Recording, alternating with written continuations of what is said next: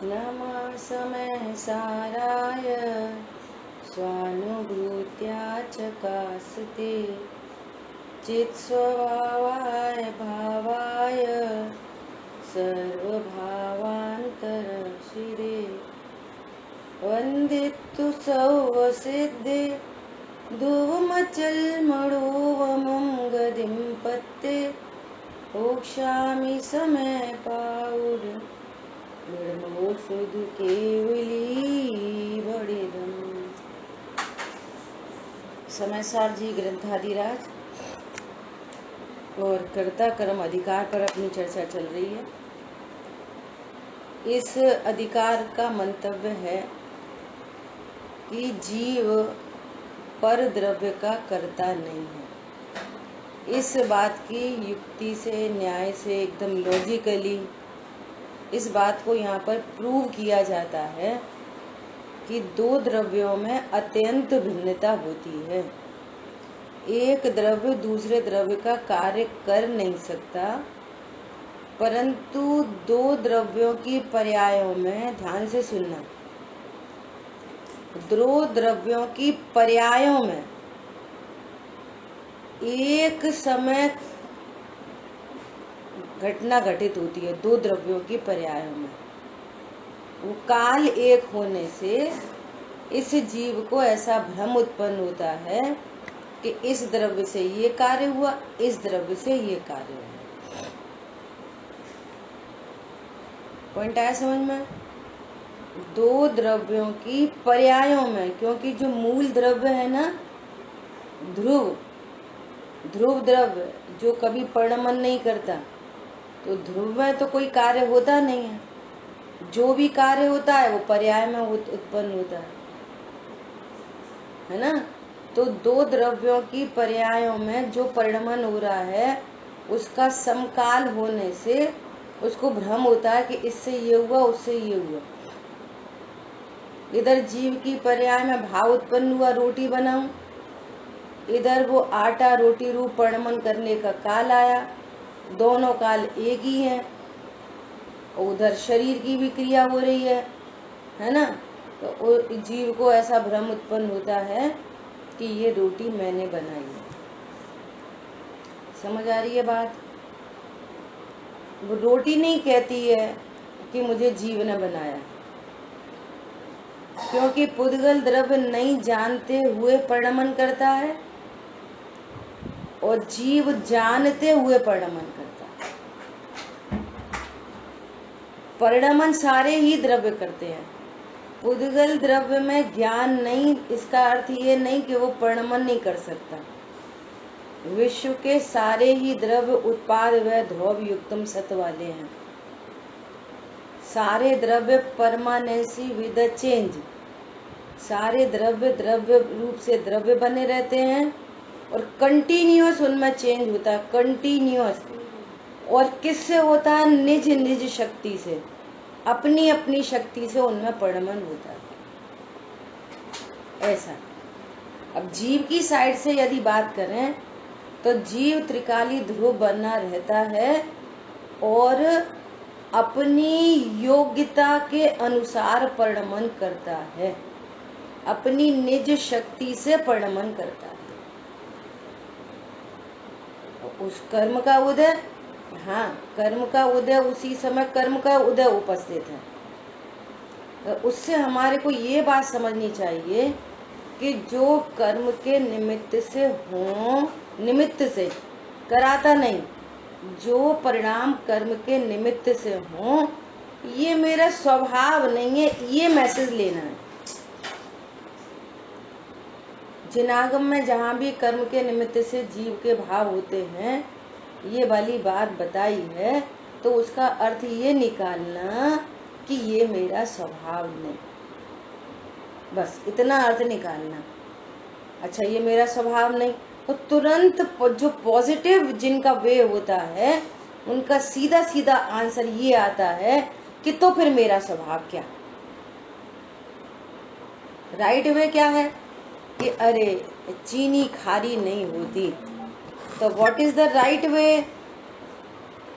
कि चीनी मीठी होती है। समझ आई बात? चीनी खारी नहीं होती, इसका अर्थ क्या है? तो साफ चीनी क्या करती है कि चीनी मीठी होती है। अच्छा, मैं तो समझ रहा हूँ अनादि से कि ये क्रोध आदि मेरे भाव हैं। आचार्य भगवान बता रहे कि नहीं, ये तो नैमित्तिक भाव है। तो प्रभु मेरा स्वरूप क्या है कि तुम्हारा स्वरूप ज्ञाता दृष्टि। बस बात खत्म हो गई। मेरा स्वभाव क्या है?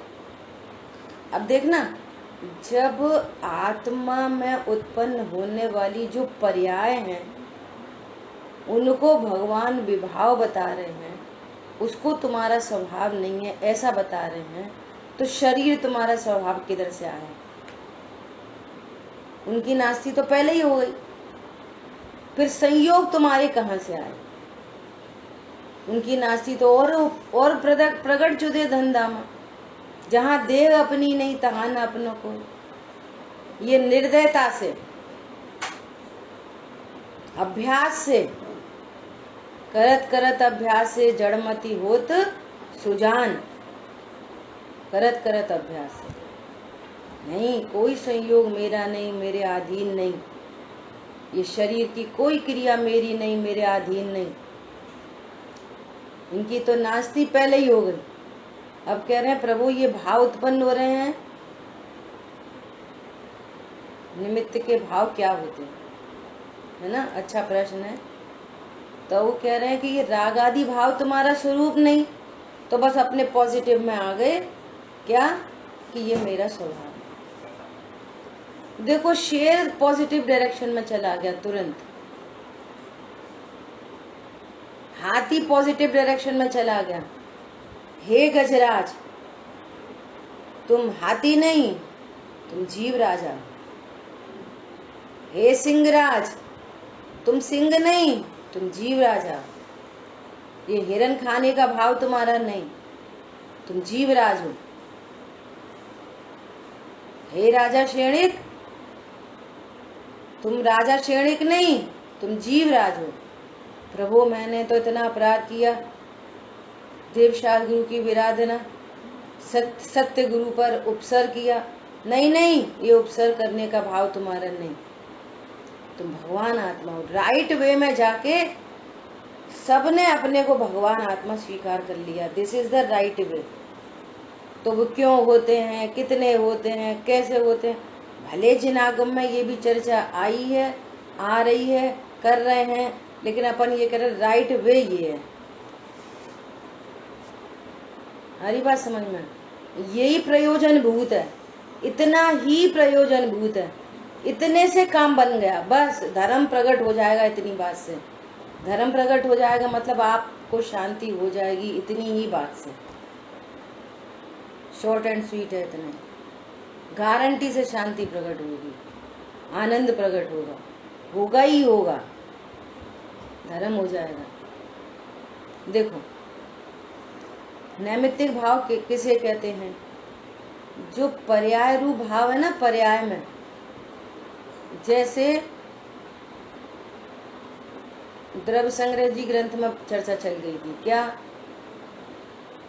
इधर कर्म का उदय और इधर जीव की परिणति में भाव, तो उसको क्या बोलते हैं? औदिक भाव। तो ये कैसा भाव है? ये उसकी उसमें निमित्तता लागू पड़ रही है, तो इसको क्या बोलते हैं? औदिक भाव। औदिक भाव मतलब इधर कर्म का स्टार्टिंग अपनी आज क्लास की कहाँ से हुई थी कि दो द्रव्यों में कभी भी कर्ता कर्म संबंध होता नहीं। एक उद्गल द्रव्य ध्रुव और जीव द्रव्य ध्रुव, उत्पाद व ध्रुव युक्तम सत वाले हैं ना दोनों। उद्गल भी उत्पाद व ध्रुव युक्तम सत वाला, जीव भी उत्पाद व ध्रुव युक्तम सत वाला है। तो ध्रुव ध्रुव में तो कोई संबंध ही नहीं बनता, अत्यंत अभाव। निमित्त नैमित्तिक संबंध भी नहीं बनता इन दोनों में। द्रव्य द्रव्य में निमित्त नैमित्तिक संबंध कहाँ बनता है? पर्याय में।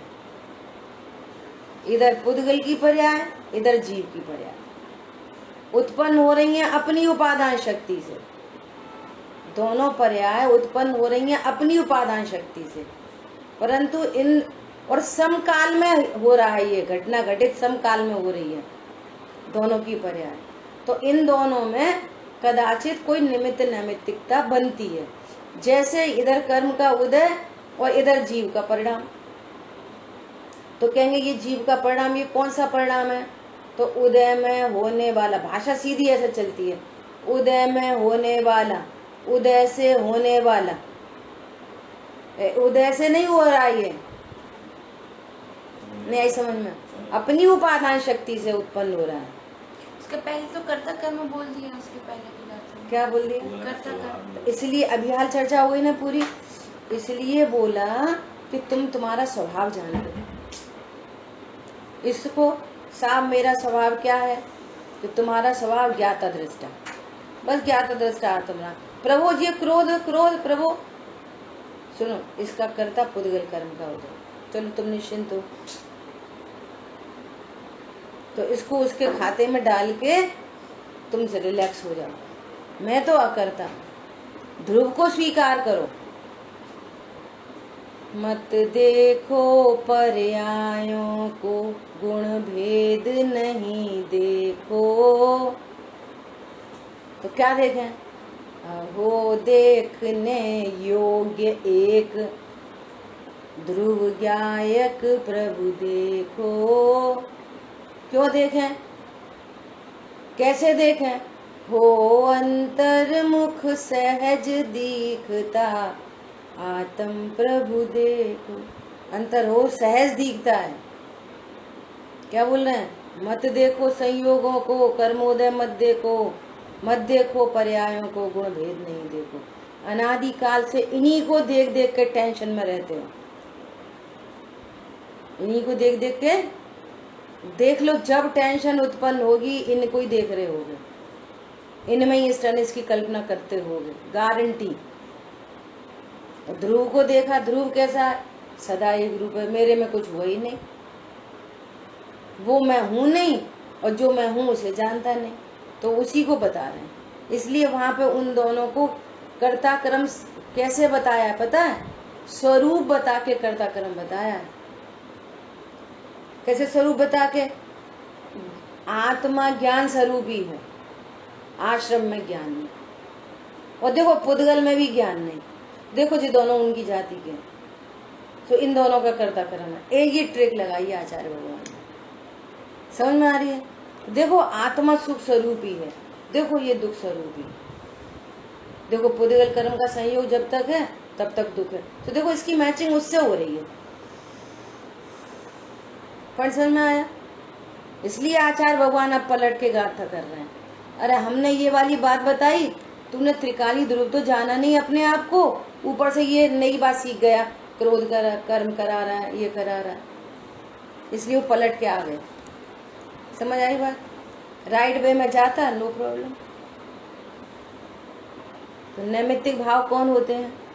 कि कर्म के उदय में होने वाले जीव के परिणाम, उसको क्या बोल रहे हैं? नैमित्तिक। जैसे स्फटिक मणि लाल दिख रही है, शुभ लाल दिख तो अपनी उपादान से रही है, परंतु उसमें लाल पन्नी की निमित्तता 100% लागू पड़ रही है। ये क्यों दिख रही है? स्वच्छ स्वरूप होने पर भी ये लाल क्यों दिख रही है? तो निमित्त से कथन किया जाता है। अपन ऐसा बोले ना, उसकी उपादान शक्ति से दिख रही है, तो सेटिस्फाई नहीं होता ज्ञान।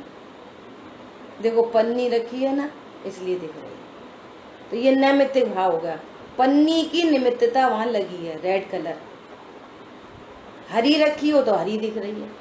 और इतना क्लोजेस्ट रिलेशन है कि भले ही उपादान शक्ति स्फटिक मणि की है, परंतु ऐसा नहीं है कि पन्नी लगी हो हरी और दिख रही हो लाल। इतना क्लोज रिलेशन है।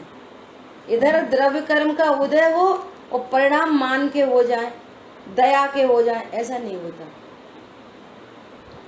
समझ में आ रही है?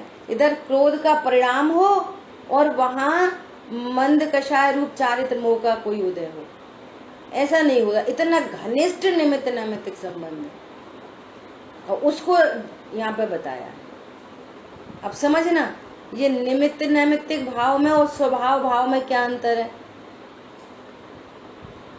ये अंतर है कि क्रोधादि में तो परद्रव्य का निमित्त लागू पड़ रहा है, लेकिन मैं मात्र ओनली जानने वाला हूँ, ओनली जानने वाला, सहज जानना। बोलो ये सहज जानना किसके निमित्त से होता है? बोलो सहज जानने में कौन सी निमित्तता लगी है? अजय भैया बोलिए। जो मेरा सहज जानना स्वभाव है वो किस कर्म के उदय में हो रहा है? कोई नहीं, कोई नहीं, इसलिए वो स्वभाव है। स्वभाव ही है। हाँ, स्वभाव से हो रहा है, इसलिए वो स्वभाव है। और राग आदि ये नैमित्तिक भाव है, वो किसी के निमित्त से नहीं होता जानना। सुनना, इसको जानना उसको जानना तो कर्म का निमित्त है। जैसा क्षयोपशम होगा कर्म का उस अनुसार ज्ञान होगा, परंतु सहज जानना वो कौन सा नैमित्तिक भाव है? कोई सा नहीं। अरे यहाँ तक बोलो, औपशमिक भाव उत्पन्न हुआ, औपशमिक भाव जीव की पर्याय में अपनी स्वतंत्र योग्यता से औपशमिक भाव उत्पन्न हुआ है ना, और यहाँ पर कर्म का उपशम हुआ, तो फिर ये दोनों की निमित्त नैमित्तता लग गई। यहाँ क्षयोपशमिक भाव हुआ अपनी उपादान शक्ति से, और यहाँ पर कर्म का क्षयोपशम है, सो फिर निमित्त नैमित्तता लग गई। समझ में आ रही है? यहाँ पर क्षायिक भाव है और यहाँ सर्व कर्मों का क्षय हो गया, फिर निमित्त नैमित्तता लागू पड़ गई। लेकिन त्रिकाली ध्रुव में किसके निमित्त से है, और जो मेरा उपयोग लक्षण है वो किसके निमित्त से है? दोनों, मैं ध्रुव और मेरा लक्षण दोनों। इसलिए कहते हैं वो मेरी पर्याय है। कौन? सहज जान, ये स्वभाव है ना। देखो जिन शासन में कितना स्यादवाद लगता है, कब कहाँ कौन सी अपेक्षा लागू कर रही है। और औदिक भाव के सापेक्षता में औपशमिक भाव को, क्षायिक भाव को शुद्ध भाव कहते हैं। स्वभाव के आश्रय से उत्पन्न हुए हैं, इसलिए उनको स्वाभाविक भाव बोलते हैं, शुद्ध पर्यायों को, सम्यक दर्शन ज्ञान चारित्र को। सुनना बहुत गंभीर बात है। लेकिन आश्रय करने की बात यदि आएगी तो फिर उनको भी बहिर्तत्व बोल देंगे कि तुम रत्नत्रय को नहीं देखो, रत्नत्रय से नहीं प्रकट होते। उस एंगल से उनको क्या बोलेंगे? ये शुद्ध भाव है,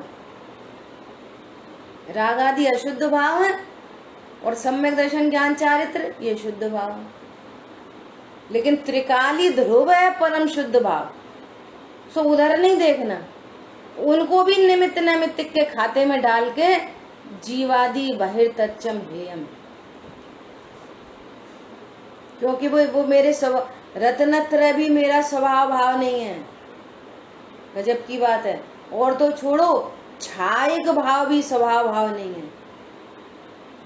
क्षायिक भाव में भी निमित्तता लगी है, क्षयोपशमिक भाव में भी निमित्तता लगी है, औपशमिक भाव में भी निमित्तता लगी है, औदिक भाव में भी लगी है। मेरे स्वभाव भाव नहीं है। स्वभाव तो त्रिकाली ध्रुव भगवान आत्मा, और उसकी पहचान का चिन्ह कहो तो उपयोग लक्षण, ये मेरा स्वभाव भाव है।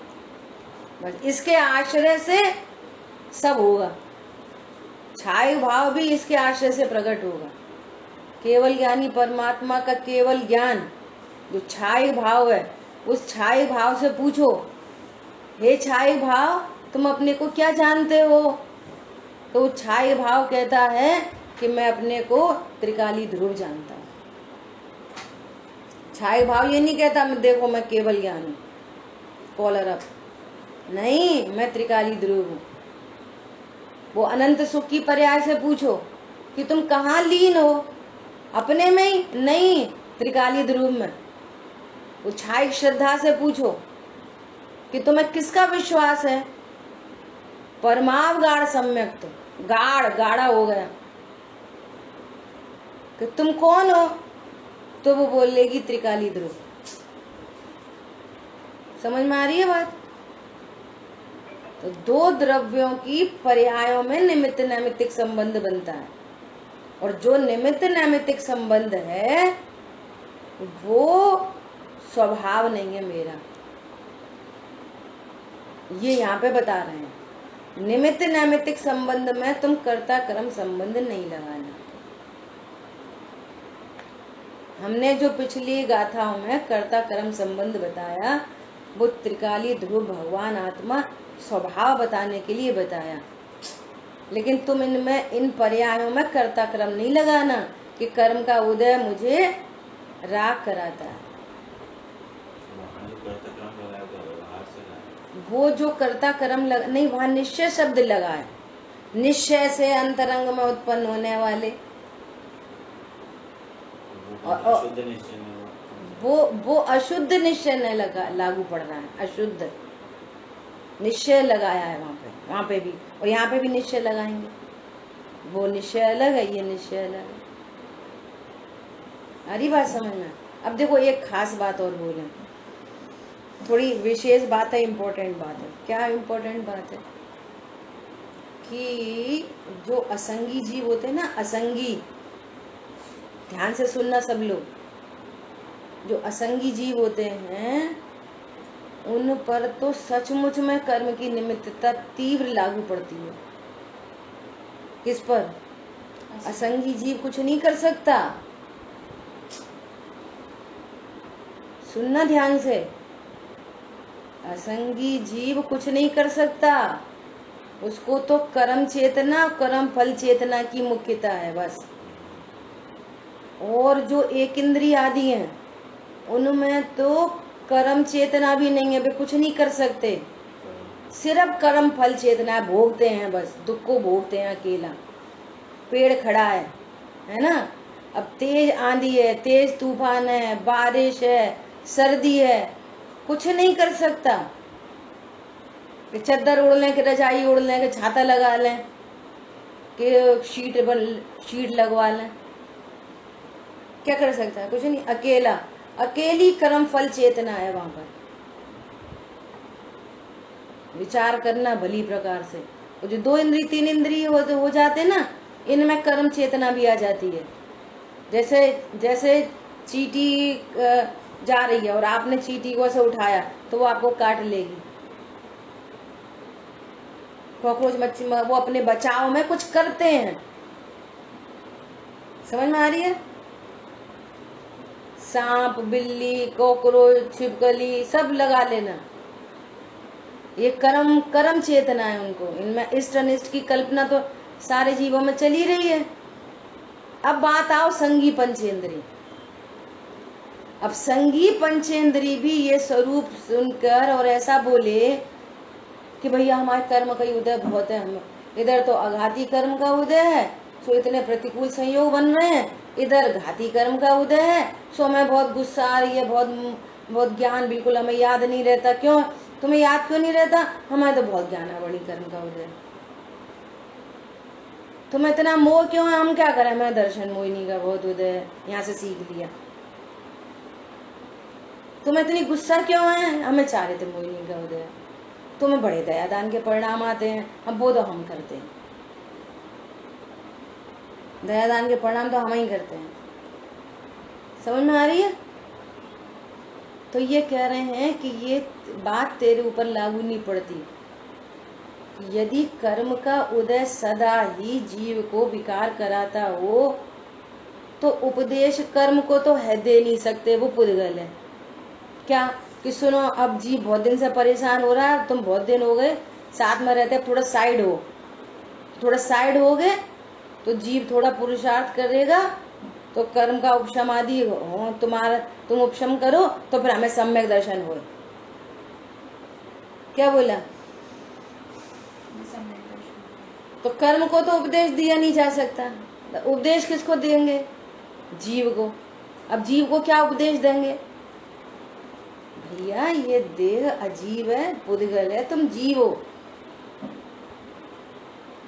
और पूरा युक्ति न्याय लॉजिक से वो उसको बताया, और किसी भव्य जीव की होनार हो। भविजन तुम सम निज रूप, ध्याकर तुम सम होते। कौन? भव्य जीव। अभव्य नहीं, अभव्य नहीं। पार्श्वनाथ भगवान की प्रतिमा कहाँ है? विश्व की सबसे बड़ी पार्श्वनाथ भगवान की प्रतिमा, बोलो कहाँ है? हैं? पद्मासन है, गोपाचल। गोपाचल पे है पद्मासन। अरे ये है विश्व की सबसे बड़ी पार्श्वनाथ की प्रतिमा। अभी बोला भविजन तुम सम निज रूप। अभव्य होंगे ना, उन्हें भगवान देखेंगे, अपने को स्त्री देखेंगे। क्या बोला? पहले आंसर बता देते हैं तब क्वेश्चन पूछते हैं, हिटिंग। बिना बताए नहीं पूछते। ओ बहन जी इधर बैठो सामने। कहाँ है पार्श्वनाथ की प्रतिमा? है अपने मन से कुछ भी बोलती रहती है, बे पार्श्वनाथ है और हम का। देखो पंडित साहब ने लिखा है, हे पार्श्वनाथ हे पार्श्वनाथ निज पार्श्वनाथ तुमने बतलाया। देख लिया ना, स्थापना का ही छंद है। उठाना जरा।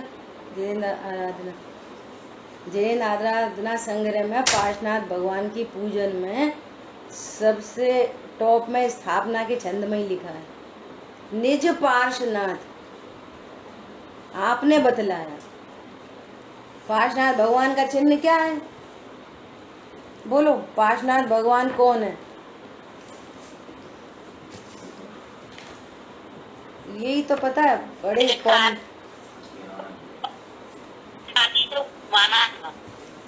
हाँ, पार्श्वनाथ भगवान का चिन्ह न तो सांप है, निकाल। पार्श्वनाथ भगवान का चिन्ह न तो सांप है, और पार्श्वनाथ भगवान का चिन्ह सर्वज्ञ और वीतरागता, ये भी उपचार से है। सुनना जरा ध्यान से। असली जो पहचान का चिन्ह है वो मात्र जानना है। जीव है ना, जीव की पहचान का चिन्ह क्या है? जानना। और अभी चर्चा हो गई, सर्वज्ञता वीतरागता छायक भाव है, और त्रिकाली ध्रुव भगवान आत्मा स्वभाव भाव है। किनका? सारे जीवों का। निगोद से लेकर जो निगोद में सोई मुझ में सोही मोक्ष में जाए।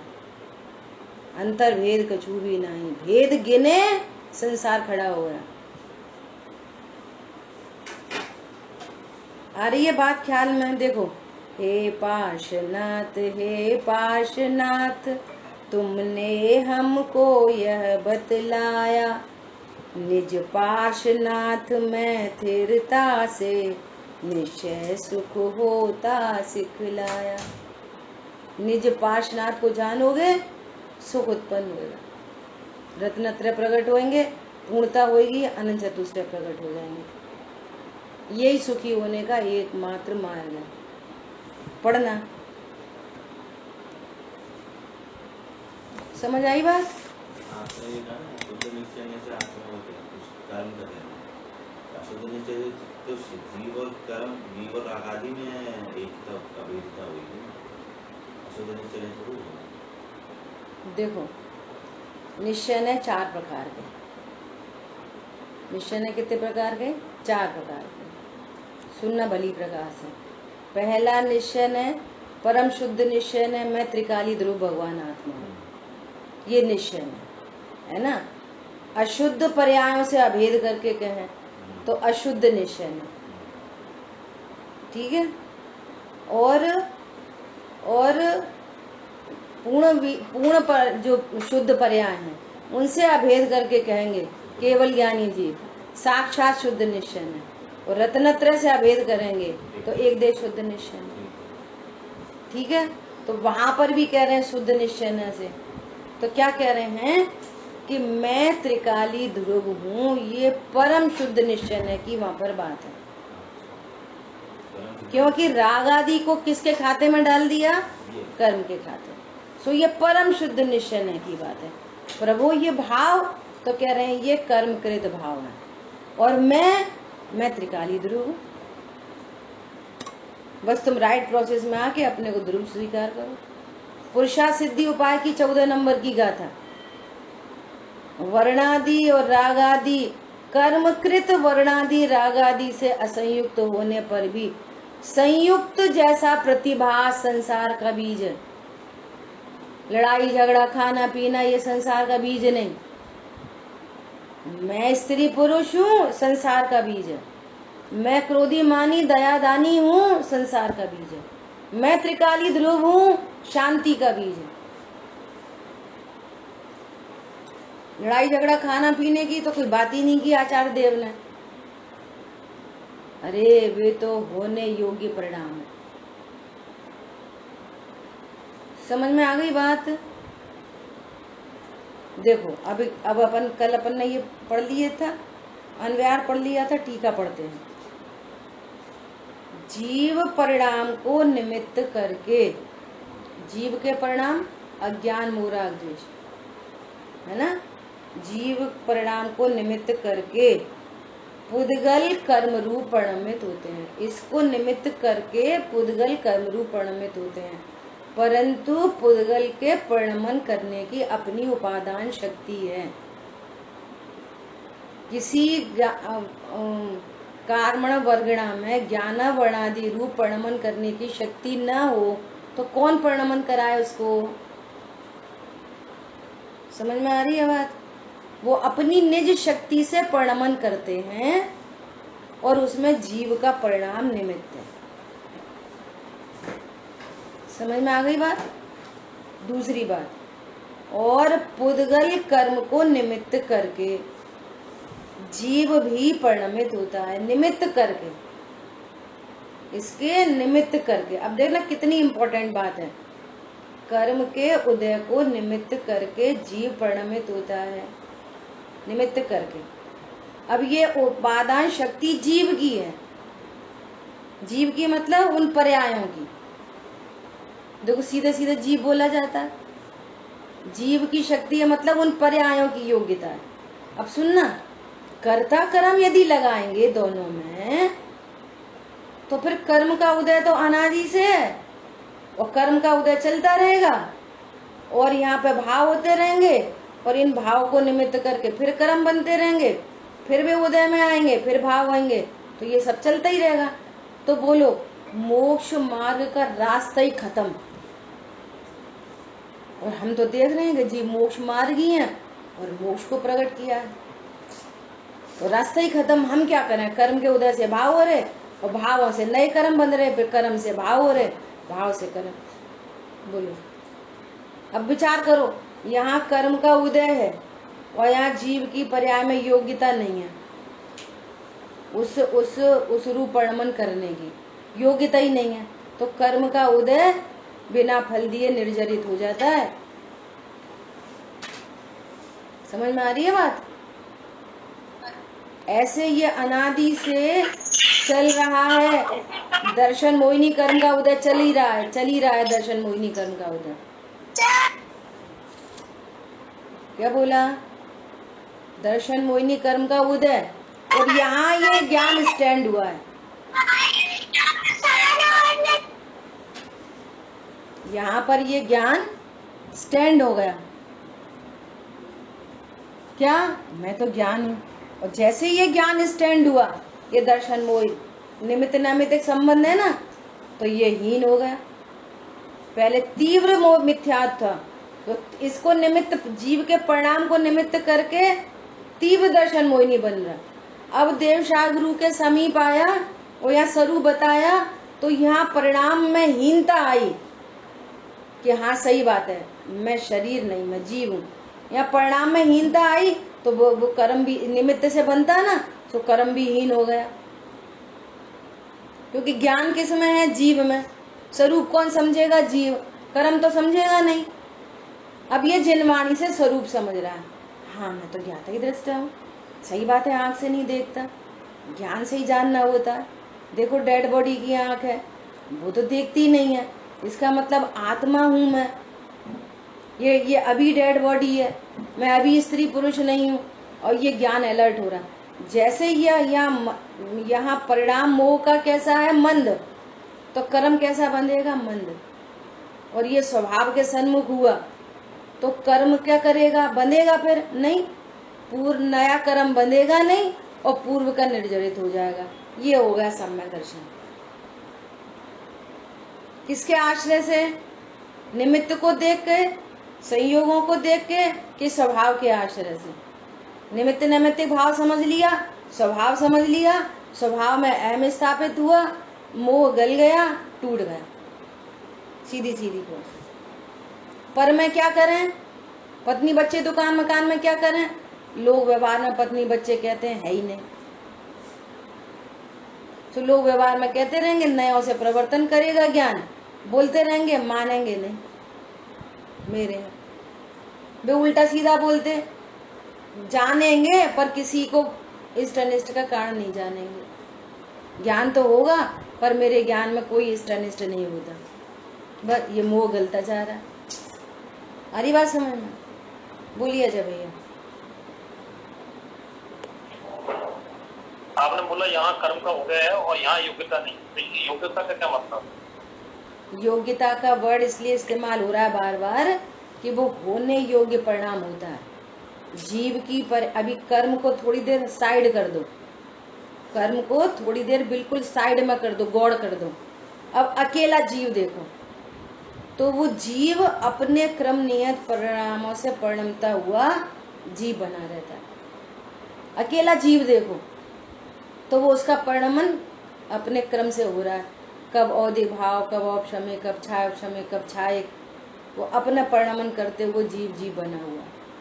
उसमें अपनी परिणमन की शक्ति है, उसको कहते हैं उपादान। समझ में आ रही है? और वहीं पर कर्म का उदय होता है तो उसी उपादान का शब्द है, अर्थ है निमित्त सापेक्षता में नैमित्तिक भाव। निमित्त सापेक्षता में बोलेंगे तो नैमित्तिक भाव बोलेंगे, और जीव की साइड से बोलेंगे तो उपादान शक्ति बोलेंगे। तो हर पर्याय की अपनी उपादान शक्ति है। एग्जाम्पल समझो कि जैसे कच्चा आम आया घर में, है ना। अब वो कच्चा आम हमने देखा 3-4 दिन के बाद एकदम पीला हो गया और एकदम मीठा हो गया, पक गया। तो बोलो इसको कच्चे आम से पके आम तक, है ना, इसको कौन कर्म का उदय है सो इसको परिणाम आ रहा है? बोलो। अपनी उपादान शक्ति से ग्रीन टू येलो, अपनी उपादान शक्ति से स्पर्श रस गंध वर्णमयी है ना, तो उसमें ग्रीन टू येलो वर्ण गुण की पर्याय, रस गुण की पर्याय में खट्टी से मीठी ओर जा रही है। हर पर्याय में जा रही है। सडन ग्रीन टू येलो नहीं हुआ, हर पर्याय में green to yellow, green to yellow, green to yellow, green to yellow, ये yellow yellow yellow yellow yellow. समझ में आ रही है? कौन कौन कर रहा है उसको? प्रकृति है, नेचर है। तो उपादान मतलब जीव में जो भी पर्याय उत्पन्न होती है वो अपनी उपादान शक्ति से होती है। अब उसको नैमित्तिक भाव बता के ये जीव का स्वभाव नहीं है, तुम तो अपरिणामी कृत्य कृत्य परिपूर्ण द्रव्य, ये पर्पज है। जो पर्याय उत्पन्न हो रही है ना, पर्याय की चिंता कब सुधरेगी? अरे वो क्रम नहीं आता, अपने उपादान से हो जाएगी। कल चर्चा आई थी, विकार कभी टिकता नहीं और स्वभाव कभी मिटता नहीं। तू क्यों विकार को देख देख के बार बार हैरान परेशान हो रहा है? इसी काल में स्वभाव देखना परिपूर्ण है। बोलो, वो अंगूठी सोने की नई आई, वो देख देख के खुश हो रहा है, और उसमें नग गिर गया, अब दुखी हो गए। अरे सोना तो पूरा है ना, अब वो थोड़ी पिचक गई, तो पर्याय को देख के पिचक गई, देख रहे हैं तो दुखी हो रहे हैं। और सोना 10 ग्राम की अंगूठी है तो 10 ग्राम पूरा है, और पिचक गई, मैली हो गई, सोना 10 ग्राम है। सोने में क्या हो रहा है? बोलो। फिर किसी ने बोला हम साफ कर दें, फिर किसी ने साफ कर दी, चमका दी, नग लगा दिया, फिर पर्याय बदल गई। सोना पर्याय में परिणमन हो रहा है 10 ग्राम 10 ग्राम 10 ग्राम 10 ग्राम 10 ग्राम। अब जिनकी द्रव्य दृष्टि है उन्हें किसी भी पर्याय के परिणमन से नो प्रॉब्लम, और जिनकी पर्याय दृष्टि है तो कभी सुखी होते कभी दुखी होते। सिंपल फॉर्मूला है। आ रही बात ख्याल में? ऐसी अद्भुत बात है। क्लियर हो गई अजय भैया आपको? ओके, अभी देखो क्या बोल रहे हैं। अभी यहाँ पे दोनों बात है। जीव के परिणाम को निमित्त करके कर्म बंधते हैं। शुभ पुद्गल की उपादान योग्यता। पुद्गल कर्म के उदय में जीव के परिणाम होते हैं, जो जीव की योग्यता उपादान शक्ति। और दोनों में क्या संबंध है? निमित्त नैमित्तिक संबंध। वो इसको जबरदस्ती नहीं पढ़माता और जीव उसको जबरदस्ती नहीं पढ़माता। ये प्राकृतिक नेचर में ऐसी व्यवस्था है। हमारी बात ख्याल में ऐसा। अब ये दोनों बात है कि जब परिणाम हो रहे हैं तो ध्यान रखना कर्म भी बंध रहे हैं। क्या बोला? कर्म के उदय में परिणाम हो रहे हैं तो कर्म परिणाम को निमित्त करके कर्म भी बंध रहे हैं। क्या बोला? उतनी बात खत्म नहीं हो जाती कि हम क्या करें, कर्म के उदय में परिणाम हो रहे हैं तो एक साइड की बात तो स्वीकार करी, और ये परिणाम से नवीन कर्म नहीं बंध रहा। बोलो, बंध रहा है। जीव के परिणाम को निमित्त करके पुद्गल कर्म बनते हैं, तो जो परिणाम हो रहे हैं उसको निमित्त करके कर्म बन रहे हैं। लड़ाई झगड़ा, खाना पीना, उठना बैठना, दया दान, पूजा पाठ व्रत नियम, सब हिंसा झूठ चोरी कुशील परिग्रह, जैसे परिणाम हो रहे हैं उसको निमित्त करके कर्म बन रहे हैं। और कर्म के उदय हो रहे हैं, ऐसे जीव के परिणाम हो रहे हैं। ऐसा दोनों में निमित्त नैमित्तिक संबंध है। इस प्रकार जीव के परिणाम को और पुद्गल के परिणाम को अन्योन्य हेतुत्व का उल्लेख होने पर भी, परस्पर निमित्त नैमित्तिकता होने पर भी, जीव और पुद्गल में परस्पर व्यापक भाव का अभाव होने से जीव को पुद्गल परिणामों के साथ और पुद्गल कर्म को जीव के परिणामों के साथ कर्ता कर्म पने की असिद्धि होने से मात्र निमित्त नैमित्तिक भाव का निषेध न होने से, अन्योन्य निमित्त मात्र होने से दोनों के परिणाम होते हैं। दोनों में निमित्त नैमित्तिक संबंध तो है, लेकिन कर्ता कर्म संबंध नहीं है इन दोनों में। और पिछली गाथा में बोला था कि इन दोनों में कर्ता कर्म संबंध है, व्यापक संबंध है। सो के कौन समझ रहा है? वो ज्ञानी की चर्चा थी। ज्ञानी अपने को अकर्ता ज्ञायक देखता है और उन दोनों में कर्ता कर्म स्थापित करता है, अपने को अकर्ता देखता है। तुम अपने को अकर्ता देखो तो उन दोनों का निमित्त नैमित्तिक संबंध, कर्ता कर्म संबंध लागू पड़ जाएगा।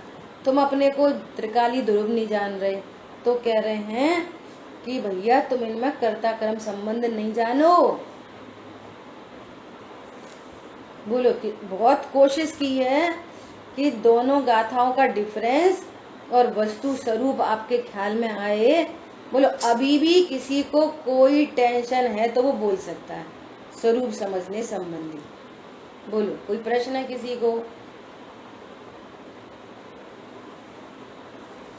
बोलिए। नहीं है तो फिर नहीं बोलिए, हाँ है तो हाँ बोलिए। नहीं है, नहीं। जो पहले की गाथा है उसमें जो कर्ता कर्म बताया, तो पहले कर्म के उदय से जीव को वैसे भाव होते हैं तो कर्ता कर्म बोल दिया। इसका प्रयोजन ये था कि जीव बिल्कुल अकर्ता है। हाँ, अब वो जीव मतलब त्रिकाली ध्रुव।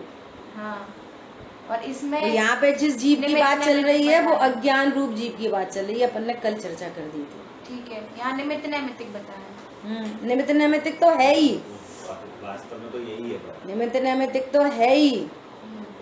जितनी इसलिए स्टार्टिंग ये की है, एक द्रव्य दूसरे द्रव्य का कुछ नहीं करता, ये जिन शासन का झंडा है। अब कोई अपेक्षा बात चले तो अपेक्षा समझना, झंडा नहीं गिराना।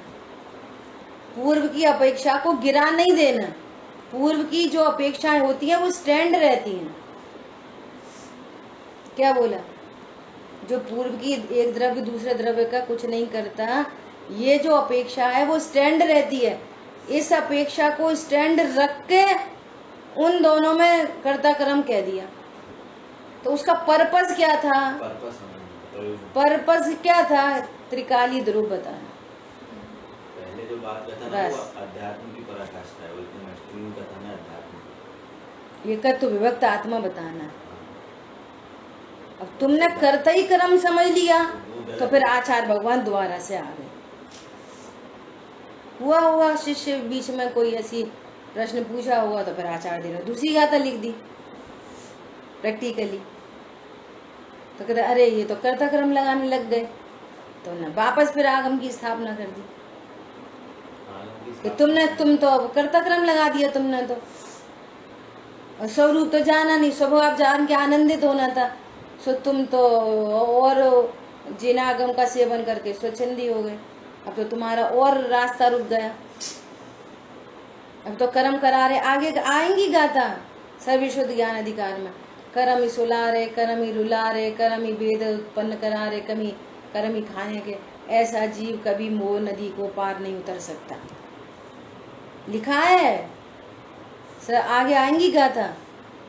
ऐसा जीव कभी भी मोह नदी के पार नहीं उतर सकता जो अपने परिणामों का कर्ता किसी अन्य को कहे।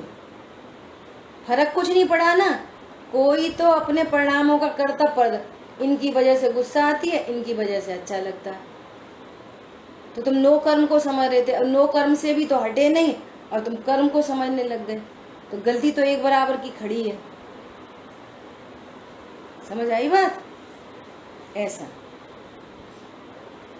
तभी क्या बोल रहे हैं, इसलिए जीव अपने भावों का कर्ता कदाचित है। शब्द क्या डाला? कदाचित है। अब कौन सा जीव भावों का कर्ता है? त्रिकाली ध्रुव तो कदापि नहीं। यहाँ त्रिकाली ध्रुव जीव परिणामों का कर्ता नहीं कह रहे हैं। यहाँ पर भी क्या बोला? जो स्वरूप नहीं जान रहा, ऐसे अज्ञान रूप जीव अपने परिणामों का कर्ता है। क्या बोला? बोलो, इस सेंटेंस को पढ़ रहे दोबारा से। जीव अपने भावों का कर्ता कदाचित है। या जीव मतलब त्रिकाली ध्रुव नहीं, जीव मतलब हाँ वो अज्ञान रूप जीव है ना, जो उसको भी जीव कहते हैं, उसको भी जीव कहते हैं, है ना। तो वो अज्ञान रूप जो जीव है ना, जिसको व्यवहार जीव कहते हैं, ये जीव अपने परिणामों का कर्ता है। क्रोध का कर्ता कौन है? तुम ही हो। जो तुम पदार्थों में इष्ट अनिष्ट की कल्पना कौन कर रहा है? क्रोध कर रहा है कि कर्म करा रहा है? क्रोध में तो ज्ञान नहीं कर रहा है, पर पदार्थों में इष्ट अनिष्ट की कल्पना। तो ऐसा अज्ञान रूप जीव अपने परिणामों का कर्ता है। नहीं तो फिर कौन है कर्ता? कर्म करा नहीं रहे, त्रिकाली ध्रुव अकर्ता है, फिर कौन करता है? ये अज्ञान रूप जीव करता है। इससे और सिंपल कुछ नहीं हो सकता। क्या बोला? इससे सिंपल क्या हो सकता है? बोलो भाई साहब, बात ख्याल में आ रही है? बोलिए। बराबर बराबर। ऐसा जीव अपने भावों का कर्ता कदाचित है, परंतु जैसे मिट्टी से कपड़ा नहीं किया जा सकता, जैसे मिट्टी से कपड़ा बन सकता है, मिट्टी से घड़ा बनेगा, कपड़ा थोड़ी बनेगा, है ना। नहीं बनेगा। उसी प्रकार अपने भाव से पर का भाव किया जाना अशक्य है। इसी से कर्म के द्वारा जीव के भाव किया जाना अशक्य है। ऐसी जीव के द्वारा कर्म का भाव किया जाना अशक्य है। निमित्त नैमित्तिक संबंध तो है। अब बहुत इंपॉर्टेंट बात, क्या बहुत इंपॉर्टेंट बात, कि दो द्रव्यों के बीच में कर्ता कर्म संबंध जाने इक्वल टू मिथ्या दृष्टि, और निमित्त नैमित्तिक संबंध नहीं जाने तो भी मिथ्या दृष्टि। क्या बोला? निमित्त नैमित्तिक संबंध को नहीं समझे तो स्वभाव विभाव में अंतर नहीं कर पाएगा। वो कर्ता कर्म संबंध जानेगा तो फिर मार्ग नहीं बन पाएगा। तो दो द्रव्यों में कर्ता, स्वतंत्रता ही खत्म हो जाएगी। दो द्रव्यों में कर्ता कर्म लगाएंगे तो स्वतंत्रता खत्म हो जाएगी। अब हम तो कितने पराधीन हो गए, कितने पराधीन हो गए बोलो। कोई थप्पड़ मारेगा रो गए, कोई ने पुचकार दिया बच्चों सरीके तो खुश हो गए। कर्म का उदय तीव्र आएगा तो हाय हाय तौबा, और कर्म का उदय जब जाएगा तो जाएगा कैसे वो, तब हम सुखी होंगे। तो हम कर्म के उदय की वेट एंड वॉच करेंगे, या फिर हम संयोगों की वेट एंड वॉच करेंगे। तुम सुधरो तो हम सुखी हों, तुम सुधरो तो हम सुखी हों, तुम सुधरो तो हम सुखी हों। बोलो, दोनों में वेट एंड वॉच करते रहो। सो बस एक था राजा एक थी रानी, दोनों मर गए, खत्म कहानी। आ रही बात ख्याल में? तो कर्ता कर्म संबंध जाने दो द्रव्यों के बीच में तो मिथ्या दृष्टि, और निमित्त नैमित्तिक संबंध नहीं जाने तो मिथ्या दृष्टि। जो जहां जैसी बात लागू पड़ रही है उसको वैसा समझना चाहिए। ठीक है, अब देखो बस भावार्थ में 2 लाइन है, छोटा सा भावार्थ है। जीव के परिणाम को और पुद्गल के परिणाम को परस्पर मात्र निमित्त नैमित्तिक पना है तो भी परस्पर कर्ता कर्म भाव नहीं है। पर के निमित्त से जो अपने भाव हुए उनका कर्ता तो जीव को अज्ञान दशा में कदाचित कह भी सकते हैं, परंतु पर द्रव्य का कर्ता तो जीव कभी नहीं हो सकता। पर द्रव्य का कर्ता तो कोई जीव है ही नहीं, लेकिन अपनी पर्यायों का कर्ता जीव को अज्ञान दशा में कह सकते हैं, कहते हैं। अज्ञान दशा में अपनी पर्यायों का कर्ता कौन है? अज्ञान मोह राग द्वेष का कर्ता कौन है? तू स्वरूप नहीं जानता, तू ही करता है। और जहाँ सम्यक दृष्टि हो गया वो अपने को कर्ता ज्ञायक जान रहा है। अब उसकी पर्याय का कर्ता कौन है? कि भैया पूर्व में जो कर्म बंधे थे वो रिलीज हो रहे हैं।